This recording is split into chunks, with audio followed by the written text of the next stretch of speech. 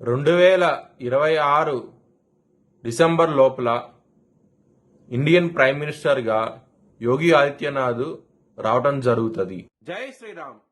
2022 నుంచి 2025 అక్టోబర్ వరకు మొత్తం 19 ప్రెడిక్షన్స్ అనేవి నేను చెప్పినట్టు జరిగినాయి.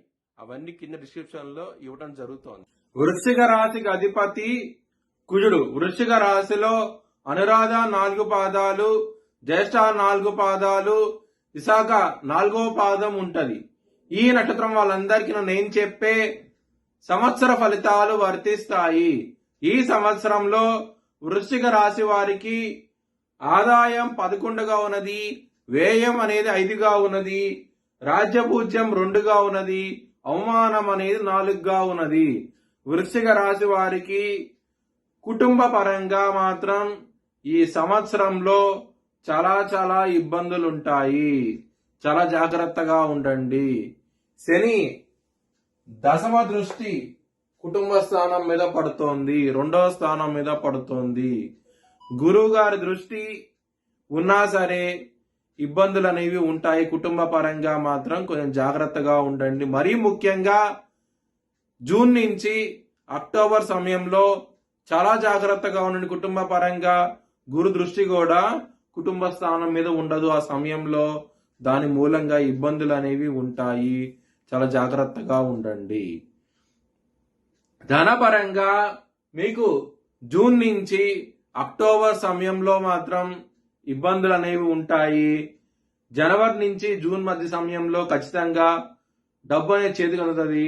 మళ్ళీ అక్టోబర్ నుంచి నవంబర్ సమయంలో కూడా ధనం అనేది మీ చేతికి వస్తుంది.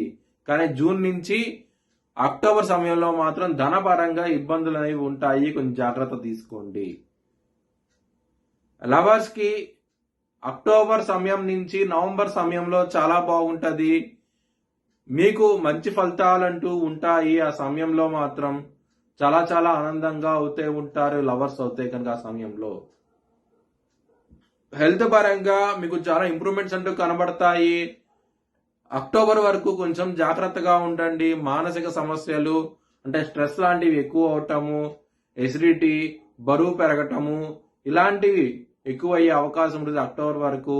అక్టోబర్ సమయం నుంచి డిసెంబర్ సమయంలో మాత్రం గ్రాడ్యువల్ ఇంప్రూవ్మెంట్స్ అంటూ ఉంటాయి హెల్త్ పరంగా మాత్రం.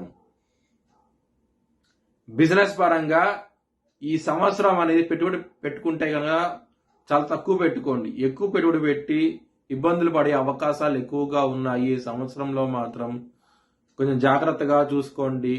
బిజినెస్ లో మాత్రం ప్రాబ్లమ్స్ అనేవి ఉంటాయి ఈ సంవత్సరంలో. మ్యారేజ్ పరంగా మాత్రం ఈ సంవత్సరం అనేది అంత అనుకూలంగా లేదు మీకు. శని వృశ్చిక లగ్నానికి అసలు యోగకారుడు కాడు. ఆయన 3వ దృష్టితో సప్తమ స్థానాన్ని చూస్తున్నాడు. సప్తమ స్థానం చూసినప్పుడు మ్యారేజ్ పరంగా మాత్రం ప్రాబ్లమ్స్ అనేవి క్రియేట్ చేస్తాడు.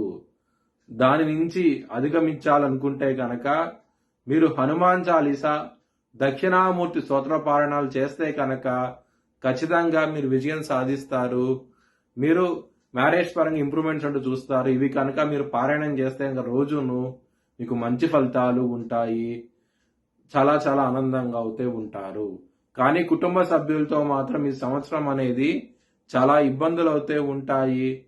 మరీ ముఖ్యంగా మీ తండ్రి వైపు నుంచి ఇబ్బందులు అనేవి ఎక్కువగా ఉంటాయి. ఈ సంవత్సరంలో కొంచెం జాగ్రత్త తీసుకోండి. మీ భవిష్యత్ వివరాల కోసమై HLN జ్యోతిష్యాలను సంప్రదించండి. Please like, share and subscribe my channel.